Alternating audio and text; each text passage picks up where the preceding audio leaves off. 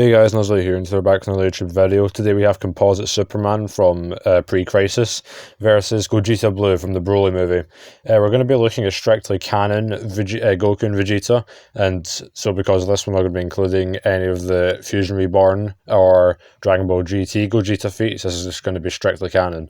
If you enjoy this video, dislike and subscribe, and yeah, let's just get right into this video.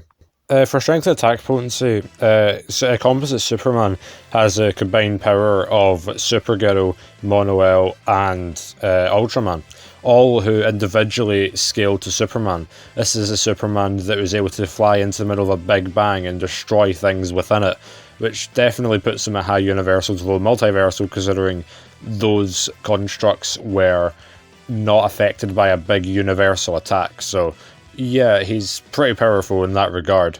Superman's also been shown within pre-Crisis to repeatedly been able to hurt Malador, who had power that threatened many of the surrounding realities.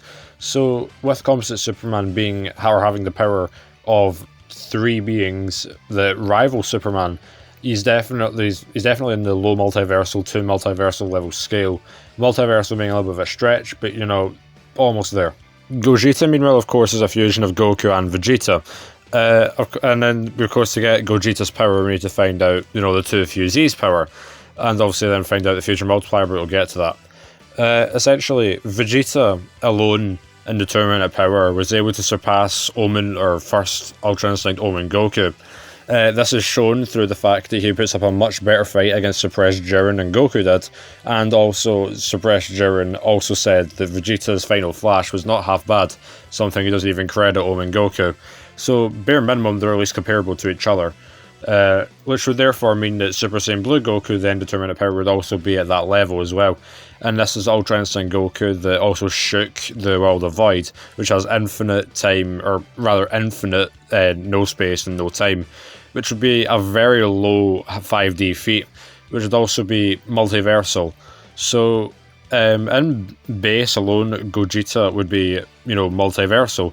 As to why, or rather my reasoning behind, you know, Super Saiyan Blue Goku being below base Gogeta, there's actually a few things that, you know, back up this point.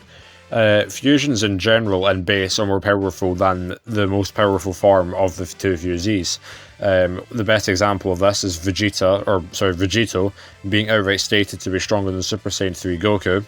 In the manga, Super Saiyan Blue Goku and Vegeta were absolutely slapped around by Fuse Zamasu, but when base Vegito came around, Fuse Zamasu kind of thought that was, you know, their power, and was much more impressed by that. Also, in the very movie that we're going over here, you know, Super Saiyan Blue Goku was able to fight Ikari form Broly, and when he turned Super Saiyan, started absolutely destroying him and Vegeta. And yet when base Gogeta came in, he was able to deflect many of Broly's attacks before turning Super Saiyan and matching his own. So yeah, base Gogeta is multiversal. As to, you know, what the fusion multiplier is for the dance, we've previously discussed in the How Powerful Dragon Ball Z video that the Potara fusion is fighter times fighter, and there is a guide that says the same for fusion dance, but the issue is that can't really be true, because we know Potara to be more powerful. Not only does the Elder Kai state it, and many other guides too, but also Buhan himself states that if Goku and Vegeta were to fuse with the dance, they would stand no chance against him, and yet when they turned into Super Vegito, they destroyed him. So yeah, the Potara is more powerful than the dance. In the GT Perfect files, Gogeta is described to have dozens of that of Goku. And well, yeah, we're not using Dragon Ball GT, since it's not technically canon, it's the closest what we have to a multiplier. So it'd be between 24 to 96 times, which does make sense after all in the context of GT. Regardless, you know, it's, you know, by Gogeta's own saying, it's more than just fighter times fighter, it's much greater than that too. So if you really wanted to lowball him, it would just be multiversal power added onto multiversal power, and base Gogeta would therefore already be more powerful than Composite Superman. So yeah, in terms of power, Gogeta definitely has Composite Superman beat here. In terms of speed, it's the same story for Composite Superman for this. As a fusion of Super Ghetto, Mono-L and Ultraman, he's practically, you know, got those three speeds added on together, who are all comparable to Superman.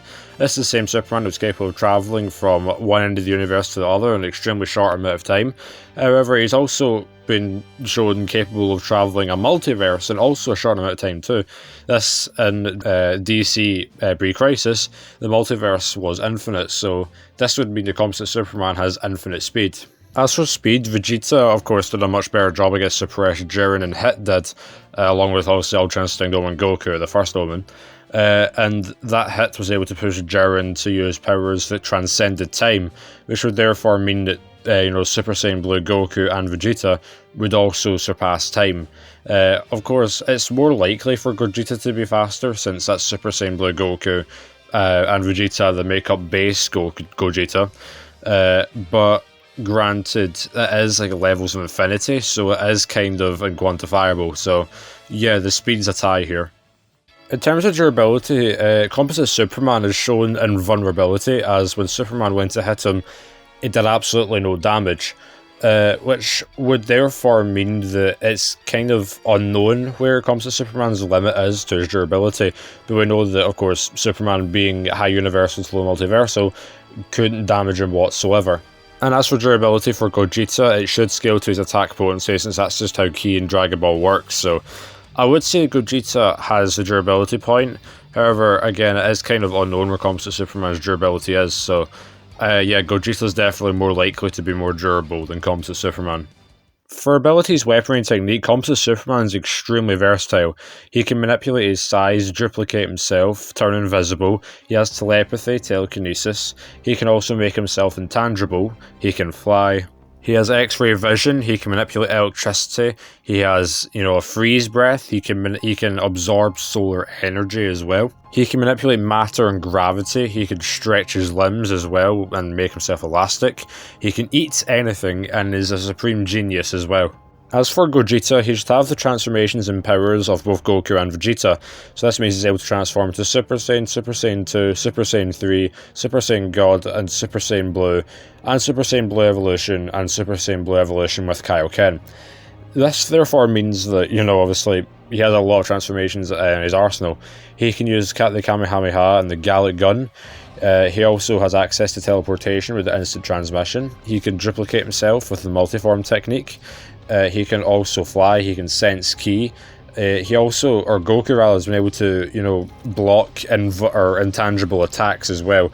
And the Hakai energy has been shown capable of attacking ghosts, which means that some level of energy in Dragon Ball is possible to hit ghosts or intangible beings. They both have resistance to extreme temperatures, as shown when they're able to survive in a vacuum of space. He also has telekinesis and telepathy.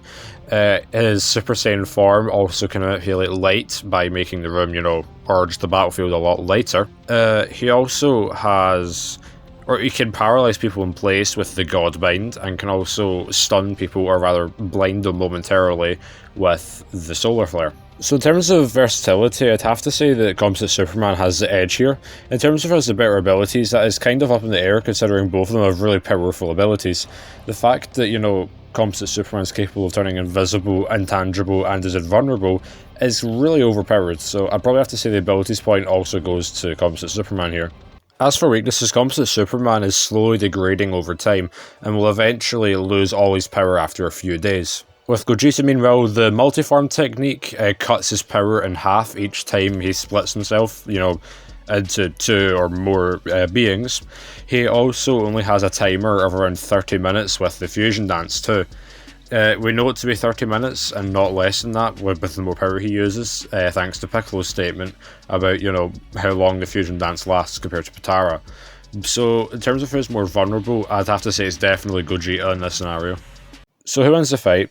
The speed is equal, or at least Gogeta is more likely to be faster. Gogeta is also more powerful and more durable.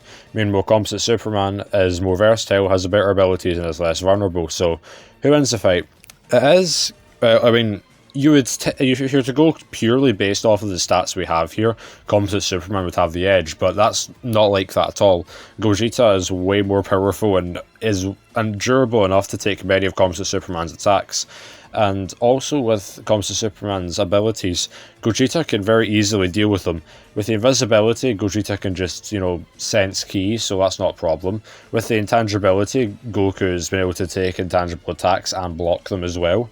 With the size manipulation, Goku's also fought larger enemies than him, such as Piccolo, Moro, Lord Slug, and I believe it was Bezo, or at least one of the 3 dogs from Universe 9. There's also the fact that Gogeta, or rather Composite Superman is invulnerable, but Gogeta can easily work around this with the Soul Punisher.